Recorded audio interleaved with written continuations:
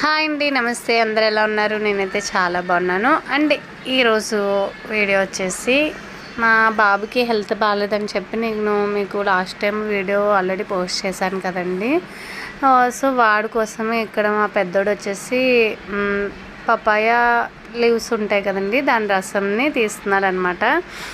ఎందుకంటే ఫీవర్ వచ్చినప్పుడు dengue fever అయినా సరే, టైఫాయిడ్ ఫీవర్ అయినా సరే మనకి బ్లడ్ సెల్స్ అనేది తగ్గుతుంది కాబట్టి ఇలా పపాయ రసం ఇస్తే, పపాయ లీవ్స్ రసం ఇస్తే కొంచెం బెటర్గా అవుతాడని చెప్పి ఇంకా అంటే డాక్టర్ కూడా సజెస్ట్ చేశారనమాట.